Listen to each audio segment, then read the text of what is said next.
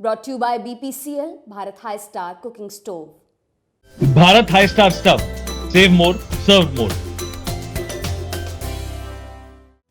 अंतरिम बजट 2024 की तैयारियां अंतिम चरण में पहुंच गई हैं। वित्त मंत्री निर्मला सीतारमण जी और मंत्रालय के टॉप अधिकारियों की टीम इसे अंतिम रूप दे रही हैं। हलवा सेरेमनी के बाद पूर्ण गोपनीयता सुनिश्चित करने के लिए नॉर्थ ब्लॉक को लॉकडाउन में डाल दिया गया है। 1 फरवरी को निर्मला सीतारमण लगातार छठी बार बजट पेश करने जा रही हैं।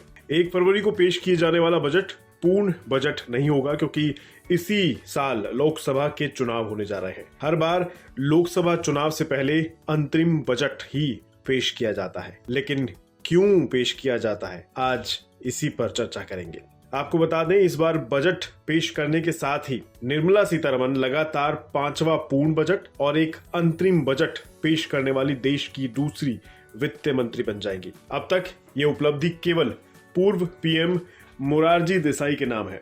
निर्मला सीतारमण पूर्व पीएम मनमोहन सिंह, अरुण जेटली, पी चिदम्बरम और यशवंत सिन्हा जैसे पूर्व वित्त मंत्रियों के रिकॉर्ड को भी पीछे छोड़ देंगी इस बार के बजट भाषण के बाद। इन बड़े नेताओं ने लगातार 5 बार बजट पेश किए हैं। 2024 के आम चुनाव के बाद, नई सरकार के गठन के बाद 2023-24 का पूर्ण बजट पेश किया जाएगा। मंत्रालय में बजट बनाने की कवायद का नेतृत्व करने वालों में वित्त मंत्री निर्मला सीतारमण की टीम के टॉप लोग शामिल होते हैं। नॉर्थ ब्लॉक में केंद्रीय बजट की छपाई के दौरान ज्यादातर अधिकारियों को बजट से पहले के दिनों में बाहरी दुनिया से बिना किसी संपर्क के कार्यालय में ही रहना पड़ता है।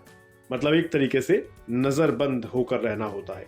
1 फरवरी को बजट पेश होने के बाद ही उन्हें घर जाने की अनुमति मिलेगी। अब एक बड़ा सवाल यह है कि अंतरिम बजट की आखिर आवश्यकता ही क्या होती है। वो इसलिए होती है क्योंकि सरकार चलाने के लिए भारत की जो संचित निधि से धन है, यानी इकट्ठा किया गया जो फंड है, उसे निकालने के लिए संसद से नए सिरे से मंजूरी की जरूरत होती है। मौजूदा 2023-24 का बजट इस साल 31 मार्च तक ही वैध है। अब चूंकि इस साल अप्रैल मई में लोकसभा चुनाव हो रहे हैं, इसलिए नई सरकार के सत्ता संभालने तक देश को चलाने के लिए जो पैसा चाहिए होगा, जो आवश्यकता होगी, उसको पूरा करने के लिए अंतरिम बजट पेश किया जाएगा। अंतिम बजट एक व्यवहारिक व्यवस्था है जो सरकार को इस अंतर को भरने में सक्षम बनाती है। वैसे इस दौरान कुछ और जरूरी बातों का भी ध्यान रखा जाता है, जैसे सरकार अंतरिम बजट के दौरान कोई बड़ी नीतिगत घोषणा नहीं करती, जिससे पूर्ण केंद्रीय बजट पेश करने वाली अगली निर्वाचित सरकार पर वित्तीय बोझ पड़ सकता है। चुनाव आयोग की आचार संहिता के मुताबिक सरकार अंतरिम बजट में कोई बड़ी योजना भी शामिल नहीं कर सकती, क्योंकि इससे मतदाता प्रभावित हो सकता है। सरकार अंतरिम बजट के साथ आर्थिक सर्वेक्षण यानी इकोनॉमिक सर्वे भी पेश नहीं करती है, जो मुख्य बजट पेश होने से एक दिन पहले पेश किया जाता है।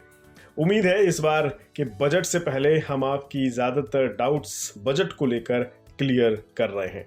अब तक के बनाए हमारे बजट से जुड़े प्रोग्राम आप विस्तक के ऊपर देख सकते हैं, और उम्मीद है आपको अब जब बजट पेश होगा तो काफी कुछ चीजें क्लियरली समझ आ सकेंगी।